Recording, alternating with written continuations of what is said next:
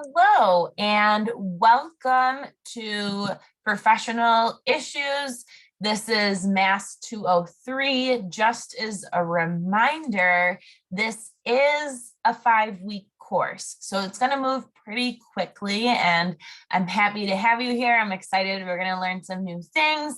We will also support this class throughout in our time together in person in MAST 205. So if you have questions, bring them to senior seminar. You can always shoot me an email or connect to me virtually, but just keep in mind that it's completely okay if we double dip into these two classes. There are some similarities we'll see from both. And definitely if you have questions, go ahead and ask them in there, or like I said, find me virtually. So I'm excited to be here to share this information with you. My intention is to give you a video that coincides with the notes each week, so that way you have a better understanding, but you're not going to fully grasp the content without doing the readings. And this type of reading can be a little dense and heavy at times. You might find places where you can skim through quicker and maybe places where you'll need to spend more time. But I highly recommend the readings to go along with these notes, so that way you're successful in this course. You have an ethical, morally sound practice in your professional world. And these are 5 weeks of lessons that build upon each other. Ultimately, when you end this course in 5 weeks, you will have created your own mock policy statement that pretty much is the guidelines and how you run and operate your business, your practice, what your expectations are of your clients, what they are of you. And it's a great tool to have to really lean into and guide your practice. It's something that if you plan on owning your business, I highly recommend. And if you work for somebody, you're going to want to know what their policy statement entails before you get started working for them. So just some things to keep in mind. That's really the goal that we're working towards with this class. And then you'll also see that policy statement come up in your big business plan project in 205. So you're going to want to hang on to that. There's more details to come about that project. And before we get into these notes on professional issues, our first lesson, I want to encourage you to check out the syllabus that I also attached on the Blackboard component of this course. So if you haven't checked out the syllabus, pause the video, go do that, and then come back here. And if you'll see how the 5 weeks are laid out, due dates, expectations, and everything else you have to look forward to from this course. So let's get right into it. We're going to talk today about ethics, values, principles, morals, laws, and professionalism. So you'll have a better understanding of all of these by the end of the lesson. For a more in-depth explanation, you can also accompany this with your reading. So ethics are our study of moral principles and appropriate conduct. Ethics can be applied to individuals, groups, or professions. So let's break those down a little bit. So if we think about it as an individual level, we have some of these guiding our life and the decisions that we make. And when we look at it from a group, it can be from maybe your group of friends, maybe you're thinking of a group of people who come together for something in common. So maybe like there's groups out there that are affiliated with different sports teams, and they come together for their softball games and tournaments and all of that.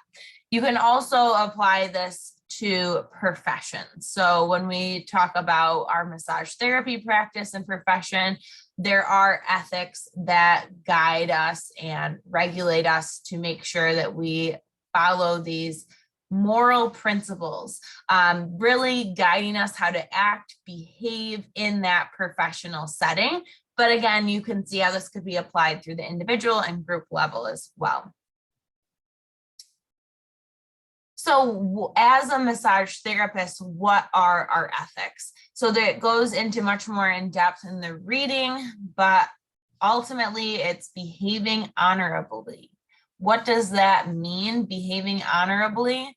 That means that even when nobody is looking, you are adhering to your professional ethics, to what you signed on for and you spend the last 2+ years working towards and learning how to be professional, how to approach people physically, emotionally, and be in a shared space with somebody as that professional. This means that we are adhering ourselves to a high standard as well as our clients. And so we are going to follow laws, and that means in our massage practice, but beyond it as well, because that is truly the difference between a job and a career. A job you leave behind when you punch out for the day. A career is something that is more than that. It's something that even when you punch out, that is a very large piece of who you are. It doesn't mean you're working 24/7, but it does mean that as a professional, you have a career, and any other decision or choice that you make outside of that massage treatment room or inside of your practice, everything outside of that also is a reflection of your career from that professional standpoint. So, unfortunately, sometimes that can be a little bit, maybe tough or threatening or something like that, because you think, do I get to have fun and have a social life and this and that? And the answer is yes, of course you do. But you also have to be mindful as that professional in a career such as massage therapy, you are always under some level of scrutiny. Now, times have changed and evolved so much in the last 10 years. I mean, and there might even be things in this class that you think, those are a little out of context or date, things like having tattoos or crazy hair, at one time that could have really affected you as a professional, whereas now people are more accepting. Most people are of that.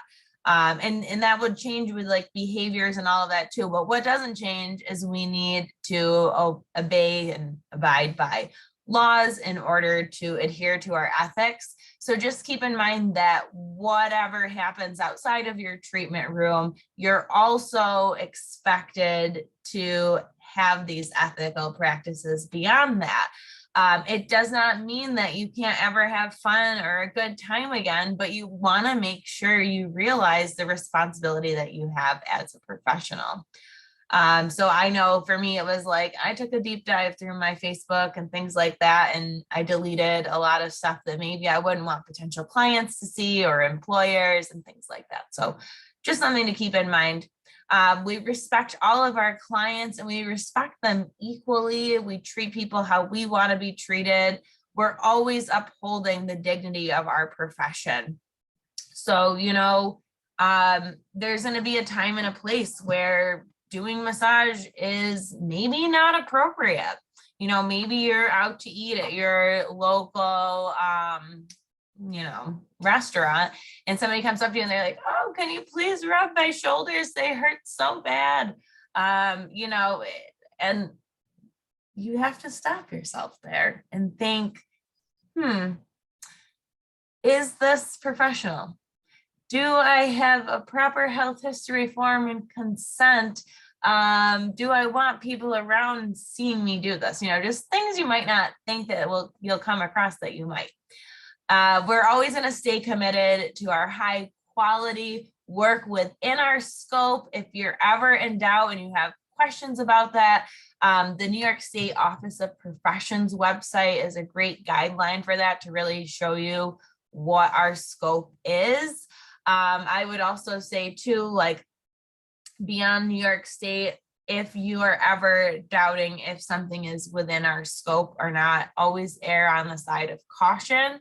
And you can always like refuse that type of,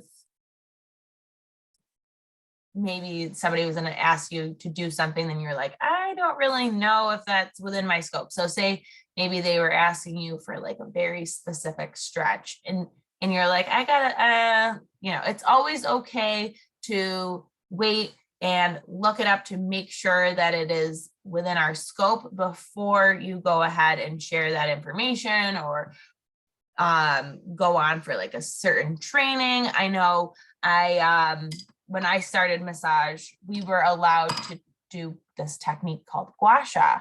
And in the last like 4 years, it got taken out of our scope. So you do want to be up to date on what is within our scope, because things do periodically change. But also, like when you go to do like different trainings or stuff like that, or something might come up in your continued education that you think, oh, I'd like to do this. Just always check and make sure that it's appropriate within our scope.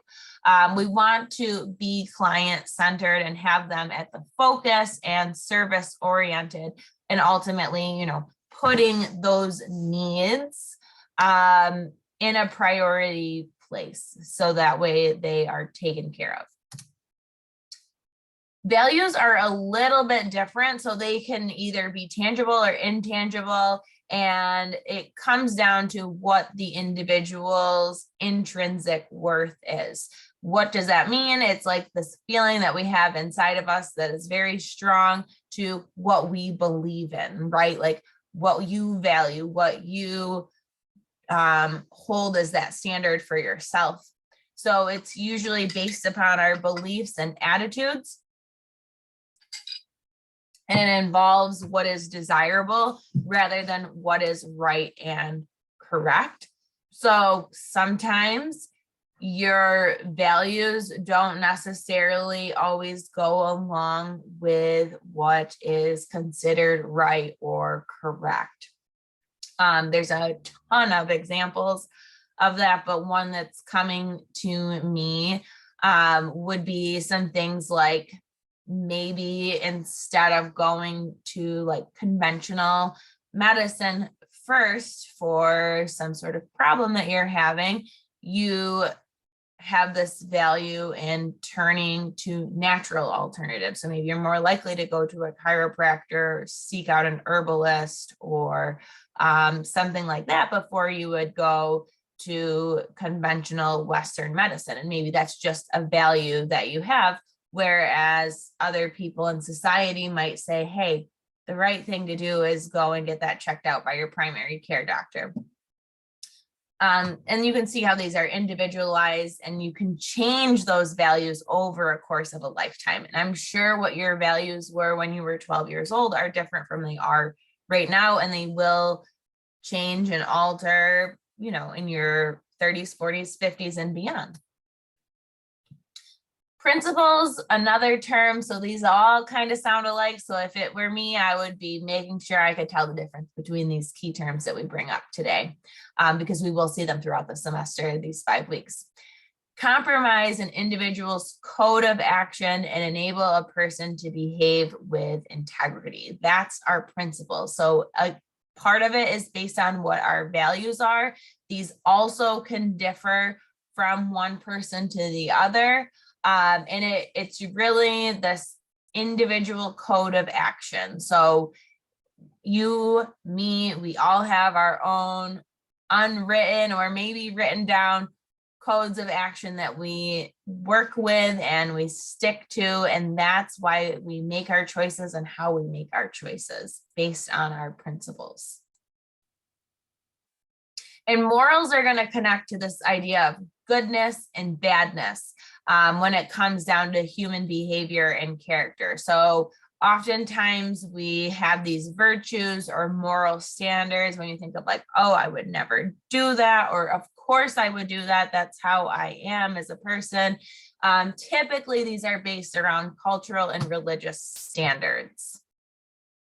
And then laws are going to be these rules that are set forth by societies, usually because they're a shared ethical or moral principle. So often it's like that minimum standard that's needed to protect everybody in that society, the overall public's welfare. These are enforced by courts, and you want to keep in mind that massage laws vary state to state, and it's on you as the professional to know what those laws are. And you can't use the excuse of like, oh, I just moved here, I didn't know this was the law, because as a professional, that is totally in your court to have that figured out before you start practicing. Professionalism. We're going to talk about that a lot this semester between this class and senior seminar. It's very important to have a level of professionalism, but I think the really neat thing about this career of massage therapy in general is that, you know, professionalism doesn't mean wearing a suit and tie and being like a stuffy, uptight person. Like, you can be an extremely professional massage and therapist and still be you. But a large part of this, I think, is that self-awareness. So that way you have a good idea of the vibe that you're putting off. We know that energy is real. And so the way that we feel about ourselves shows up in a mirror towards us, like with what our reaction is to our business, to our clients, and everything in that comes up with those. So professionalism in itself is our image that we convey. So this is very individualized, but it comes from attitudes, and it's manifested in how we see it through your technical competency. So what exactly that means for a massage therapist, it could be things like your website and scheduling and booking and how you respond to your clients. You know, are you answering your, and this kind of goes along with communication skills too, but are you answering your emails with like, I don't know, just like some slang, but it'd be like if somebody reached out to you and asked, hey, I'd like to set up an appointment, and you're like, okay, when? Versus giving them a way that they can schedule that appointment with some specific times in mind. So like that, being able to, that's what really separates the professionals from the amateurs, or like from that relationship that's like a friendly friendship. And I'm not saying you can't be friendly with your clients, but you want to make sure that you have the understanding behind those technical things, that behind the scenes, like you can have great hands-on approach and be an awesome massage therapist, but that's not always going to get clients on your table. You need to understand that there are some steps to get people there and to have them coming back. And communication is a huge part of being a successful massage therapist. We also want to be able to manage our boundaries, be able to make sure we can shift into that role of needing to be the one that's in charge of the session. Even though your client is in control of the session, you are in charge of making sure that those boundaries are set in place and that they're adhered to and maintained. We'll talk a lot more about boundaries in the coming weeks. Respect for yourself is huge. Respect for your clients and your business practices that you adhere to.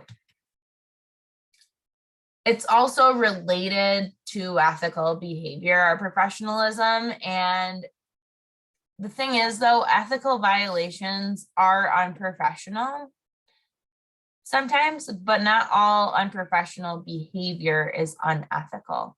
So anytime you do something that's unethical, it's always going to be unprofessional, you know.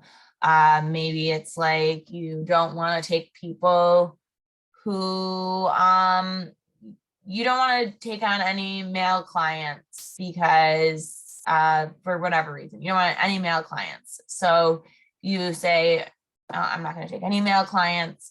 But then, somebody came up to you from high school or whatever, and they wanted a massage and they're a man, and you're like, all right, that's fine, come on in. Well, you already have turned away all these clients for being men, and now you're going to take on somebody else. Like, that is unethical. We are able to decide who we want to work with, but we have to stay within that. So you can't say I don't want to work on pregnancy clients and then just take one here or there. You don't want to work with kids, but then you'll take one here or there. So if you put out these standards and you don't adhere to your standards, it's unethical if you decide to just pick and choose. And that's also unprofessional. But not all unprofessional behavior is unethical. So maybe you had a rip in your pants in the seam, super unprofessional, but it's not unethical unless, that was exposing some skin that shouldn't be exposed during a massage session. So that's just something to keep in mind. I know I kind of just went off on a tangent there, and we haven't gotten to that yet, that you can pick and choose people that you don't want to work with necessarily. If it's an entire population, that's totally okay. You can also fire, dismiss clients at any time for any reason, like if they made you uncomfortable or something like that. So maybe that wasn't the best example to use of unethical behavior, because that's a little bit loaded, but there's other things that you could look at from those ethical standpoints that are also very unprofessional. Code of ethics are typically set forth by organizations. So you can look up in your book, there's different organizations in the back in the appendix where you can see examples of codes of ethics that are shared. So if you go through the American Massage Therapy Association, there's going to be a code of ethics that you adhere to be a part of that organization. And there's also things like the National Massage Therapy Association and Bodywork and Massage Therapy Association. So there's different organizations out there that are related to massage. They have them for nurses and other types of body work, chiropractors, all of that. So you're going to see those conduct guidelines throughout. It's really to inform your practitioners of what the ethical norms and behaviors are, and then also direction for when you're in challenging solutions or situations that need some sort of a conflict resolution. It also encourages us to provide excellent service. It protects our clients, and it also is a means to enforcing desired professional behavior. This is right here, this is what our code of ethics are, and stick to it. They're typically broad and vague for that reason, though, because we don't want it to be so narrow scope, so narrowing in that it could make things difficult to decipher. And then when it gets really specific, it's not going to come down to what your uniform needs to look like, but it's going to say, that you should not expose any sort of cleavage or cracks, and there shouldn't be any holes or tattered clothing happening, but it's not going to get right down to the specifics of what color that uniform needs to be, and is it boot cut or straight cut, so I'm just trying to give some easier examples. So check out those codes of ethics in your book to see those. And again, it really comes down to us. What are we doing when no one is watching? It's the cornerstone of ethics. It keeps us ethically and responsible. They are the precursor. So if we think of our personal ethics, they're the precursor to our professional ethics. So typically how you act in your personal life is going to be how you act in your professional life. And again, there's a time and a place for silly, playful behavior, all the things. And I think when you find those spaces to have fun, let loose, have a good time, then you don't need to worry about it interfering as much with your work life. So some practical applications. So what we're seeing typically that are generally considered unethical are things like practicing beyond our scope. So maybe, you're trying to give your client an adjustment, crack their back. No. Sexual misconduct, which oftentimes when they end up investigating these cases could have been avoided if there was more communication, more clear communication from the massage therapist. So what we'll see happen is somebody thinks they were touched inappropriately, when in reality, they were not. It was just that the massage therapist did not tell the client that they were going to be working on their glutes to release the tension in their lower back. So things like that. Misrepresentation of educational status. So you might say things like you are certified in certain practices that you are not. Misleading claims of curative abilities. So saying this will heal you, this will cure you, this will fix you for good. You really just want to be aware of that. There's also, like, again, that goes in line with that inappropriate advertising. Dual relationships are when you have a client who is also a friend, or your client is like maybe also working for you in your home. Like say you have like somebody coming in and doing like your contracting or something, and it can fall into this weird realm sometimes where like things can become inappropriate. Maybe like there's just too much contact, but typically this is looked at from like an intimacy standpoint. So your client who you think is cute and on your massage table, then you ask out on a date, like that is not allowed. You need to make sure they're not your client as you ask them out on a date. Bigotry is another one, which is prejudice against any type of people or a group based on like what their beliefs are. Sometimes it could be religious or things like that. What else do we have here? Contraindication. So if you know something is a contraindication and you still give them a massage or work with that condition anyways, that is something that's considered unethical. And then anytime you violate laws, even laws you might not consider because you're thinking, oh, it's outside of my treatment room, it doesn't matter, it still can matter. So especially with things like felonies and all of that, it could impact your license status. Financial improperty is when you don't claim or show all the income that you made.